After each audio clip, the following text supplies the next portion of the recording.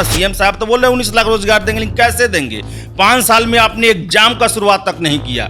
4-4, 5-5 exams लटके पड़े हैं, कुछ क्लियर नहीं कर पाते हैं आप लोग, करते क्या हैं? तो परीक्षा में लटकाए हुए हैं, बैठाए हुए हैं, और आप फिर ये भी आशा करते हैं कि हमारा बढ़ाए नहीं। आप दर्द भी दे रहे हैं, चोट भी दे रहे हैं, और ये भी आप आशा कर रहे हैं कि वो चिल्लाए भी नहीं। ये तो अजब बात हो गई है। आप 5-5, 7-7 साल तक एग्जाम पूरा करने में लगाएंगे तो फिर कैसे वो दूसरा एग्जाम का इंतजार करेगा आपका? बिहार के आयोग जो है बिहार की जवानी को बर्बाद कर देते हैं केवल इंतजार में बस। नमस्कार, आप देख रहे हैं न्यूज पीआर। रिया सिन्हा आपके साथ है, हमारे साथ हैं हमारे सहयोगी आदेश पुरी। बात करेंगे हम बिहार के सबसे सुस्त आयोग बीएसएससी के। हमारे जितने भी व्यूअर्स हैं जो बीएसएससी स्टूडेंट्स रहे हैं, मतलब अभ्यर्थी रहे हैं, उनके लिए खास तौर से ये वीडियो है। तो +2 इंटर स्तरीय की गड़बड़ियों के बारे में तो हमें पता ही है, 7 सालों से प्रक्रिया चल ही रही है। सचिवालय सहायक के लिए 4 साल से अभ्यर्थी लगातार पेपर में नोटिफिकेशन देखने की कोशिश कर ही रहे हैं। इसके अलावा 2015 में लैब टेक्नीशियन के लिए भी नोटिफिकेशन विज्ञापन जारी किया गया था। 2020 के अगस्त में सारी प्रक्रियाएं हो गई थी। अब 1 साल होने को आया है, लेकिन रिजल्ट का नामो निशान नहीं है। उसके अलावा 582 पदों के लिए अनुदेश पद के लिए आईटीआई में जारी किया गया था, आईटीआई के लिए निकाला गया था विज्ञापन बीएसएससी के द्वारा। तो वो तो नोटिफिकेशन बन के ही रह गया, उसके आगे कोई भी प्रोसेस नहीं हुई। तो ये सारी जो है हमने देखा किस तरीके से कई एग्जाम्स तो हो चुके हैं, उनके रिजल्ट्स नहीं निकाले गए। अभी टाइपिंग को लेकर भी झमेला चल ही रहा है।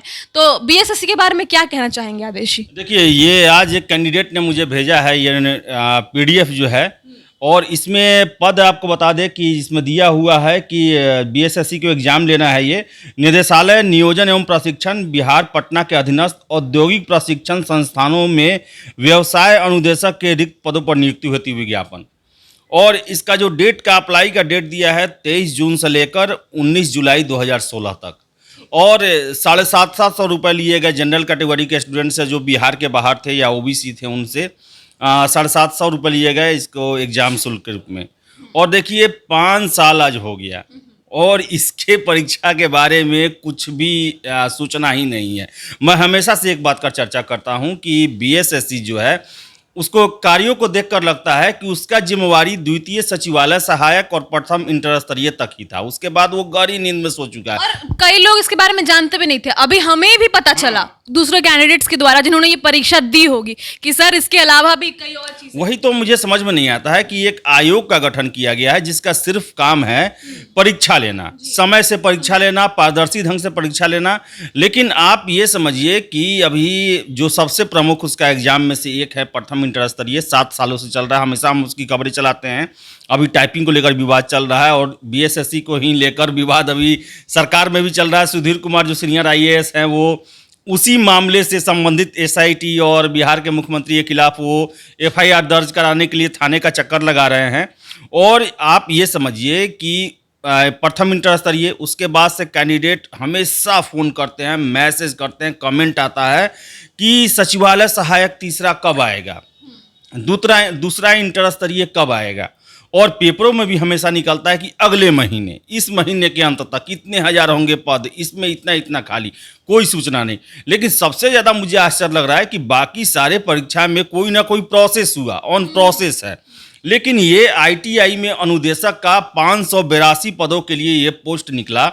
750 रुपये इसमें लिए गए। लगभग लाखों, कितने लाख कैंडिडेट इसमें अप्लाई किए होंगे और 5 सालों से उस पर कोई सुनवाई ही नहीं है। ये काफ़ी आश्चर्य की बात है कि भाई आपका गठन ही किया गया है चयन प्रक्रिया को सुचारू रखने के लिए।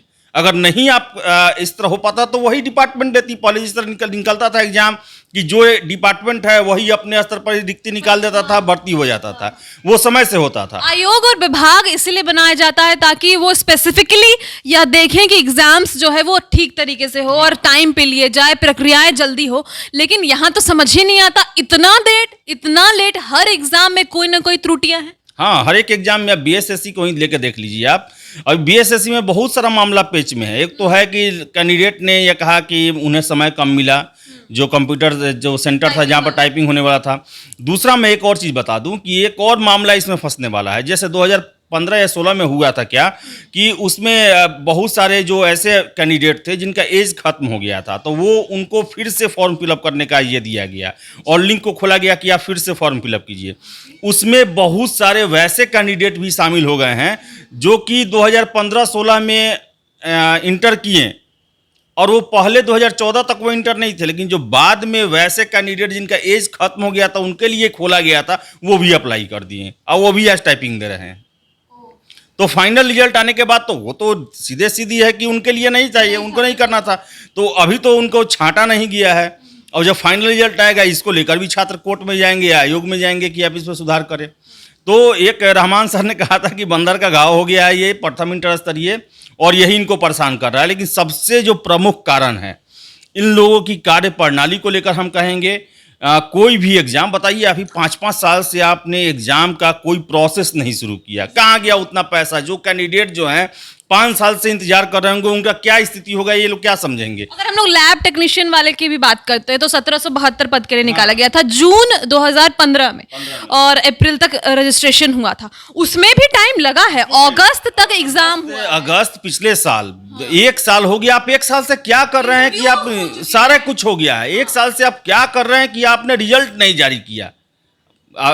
अगर आप कहते हैं कि हम दूसरे परीक्षाओं की प्रोसेस में लगे थे तो ना आपने इंटर स्तरीय पे ध्यान दिया था उस वक्त, ना सचिवालय सहायक के लिए कुछ हुआ है, तो फिर आप दूसरे किस एग्जाम में लग गए थे? कोरोना और लॉकडाउन का भी अब बहाना करेंगे तो कब तक नहीं, वो तो बहुत बाद में आया, वो तो 2020 में आया, 20-21 में आया ना। आप 16 से लेकर 20 तक क्या कर रहे थे?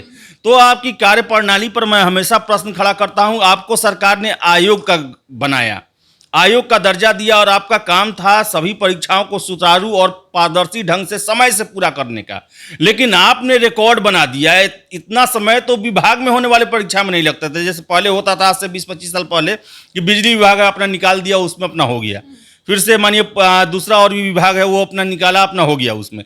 लेकिन आयोग को इसलिए बनाया गया कि सभी छात्रों को मौका मिले, एक एडवर्टीजमेंट मिलेगा, एक बड़ा प्लेटफॉर्म मिलेगा।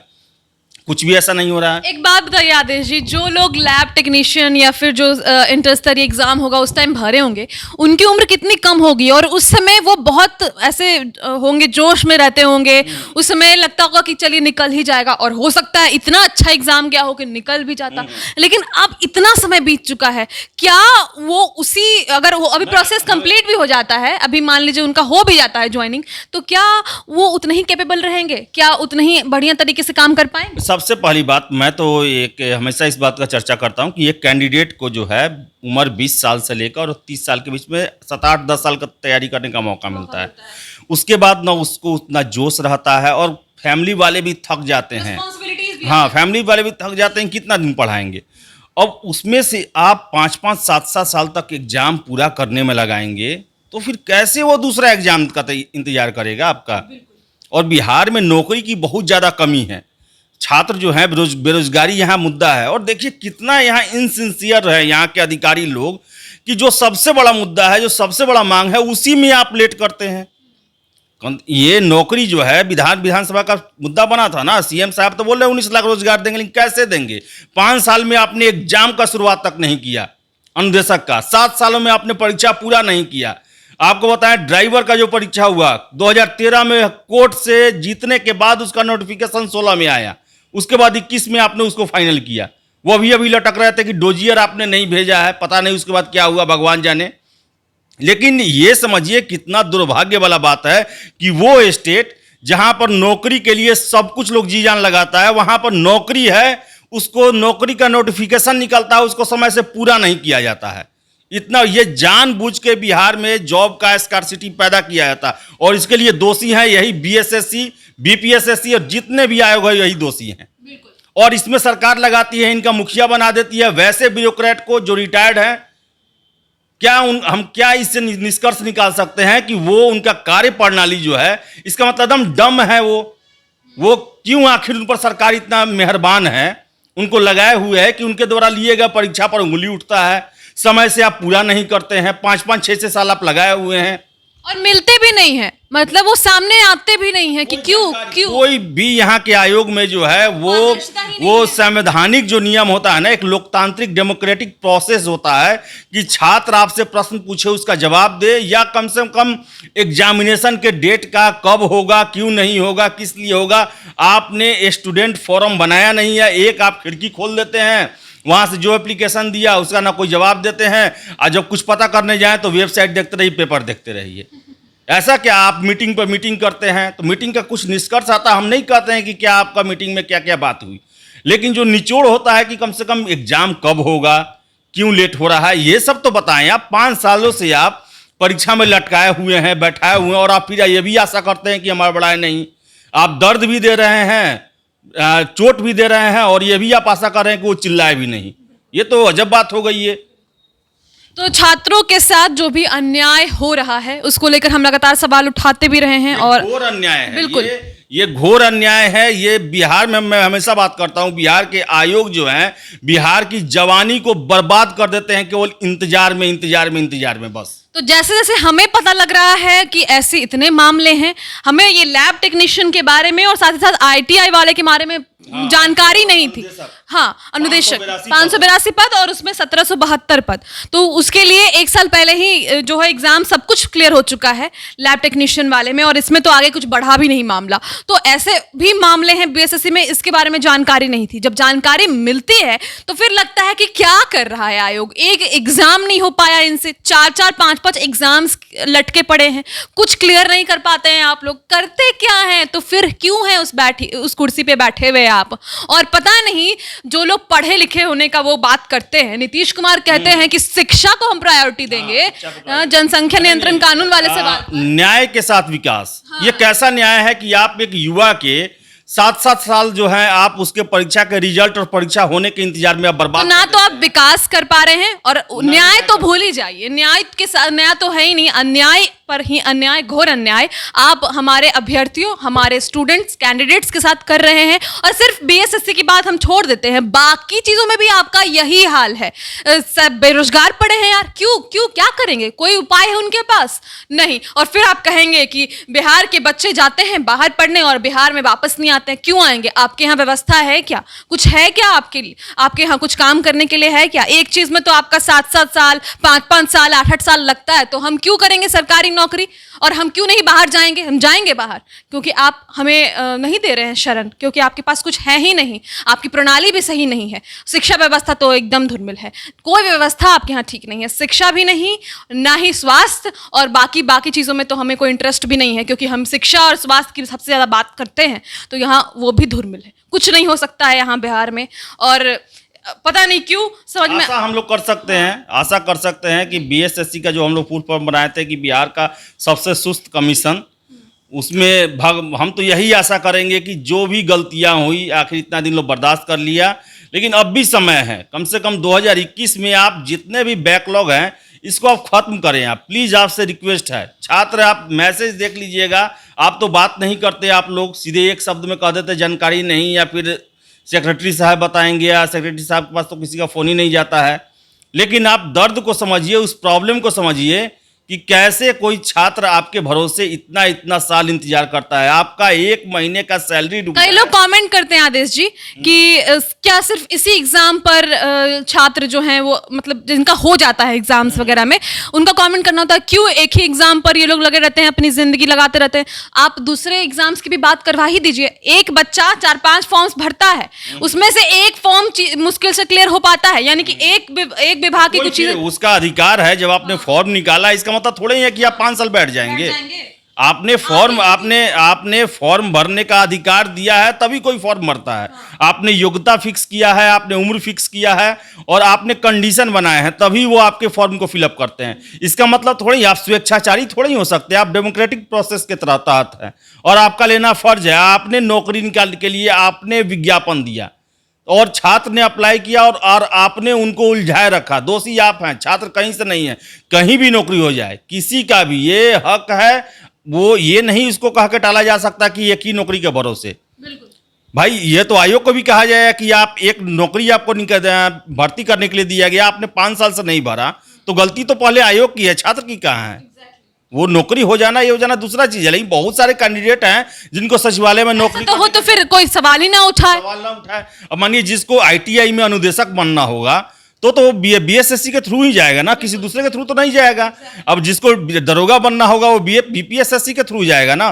तो हर एक आदमी का सपना होता है, इसमें ही कितना लोग का सपना है कि हम सचिवालय में इंटर स्तरीय के तहत हम क्लर्क बन के नौकरी करें, कितना लोग इसी के लिए तैयारी करता है, कितना लोग लैब टेक्नीशियन का कोर्स इसलिए करता है क्योंकि हमारा नौकरी होगा उसमें। तो ये कह के इसको नहीं टाला जा सकता है। गलती यहाँ पर पूरा तरह से आयोग की है, उनकी लाचारी है, उनकी लापरवाही है, उनकी कामचोरी है, और इसी के कारण 5-5 साल तक एक एक एग्जाम लटका हुआ है। और आईटीआई के बारे में मुझे देखकर तो मेरा होश ही उड़ गया कि 5 साल में आपने प्रोसेस भी नहीं शुरू किया कि आखिर क्यों आपने नोटिफिकेशन निकाला, कहाँ गया उतना पैसा का फिर सूद ब्याज सब कुछ हुआ। आपका 1 महीने का सैलरी रुक जाता है तो आप लोग हड़ताल करना शुरू कर देते हैं। 5 सालों में इनका बहाली नहीं हुआ, 5 साल का इनका प्रमोशन, 5 साल का इनका सैलरी, 5 साल का इनका टेंशन, 5 साल इनको तैयारी करने में और आपके भरोसे इंतजार करने में, यहाँ हॉस्टल लॉज और कोचिंग में लगा पैसा, उसका कौन जिम्मेवार होगा। तो ये पूरी तरह से लापरवाही है। आप क्या सोचते हैं इस बारे में हमारे कमेंट बॉक्स में बताते रहिएगा, और जो भी सुझाव है, और भी बहुत सारे स्टूडेंट्स हैं जो विभिन्न चीज़ों के बारे में हमें बताते हैं। आर्यभट्ट नॉलेज यूनिवर्सिटी के भी कुछ परेशानी थी, कुछ छात्र थे जो आर्यभट्ट नॉलेज यूनिवर्सिटी के बारे में भी कुछ कह रहे थे, तमाम यूनिवर्सिटीज़ के बारे में बताते हैं, और भी बीटीएससी के बारे में भी कुछ कह रहे थे। तो जो भी है आप कॉमेंट बॉक्स में बताइएगा, डिटेल्स बताइएगा, ताकि हम आपके मुद्दे को सामने कैमरे पर रख सकें। तो फिलहाल इस वीडियो में इतना ही, और भी खबरों के लिए बने रहे न्यूज़ पीआर के साथ। धन्यवाद। धन्यवाद।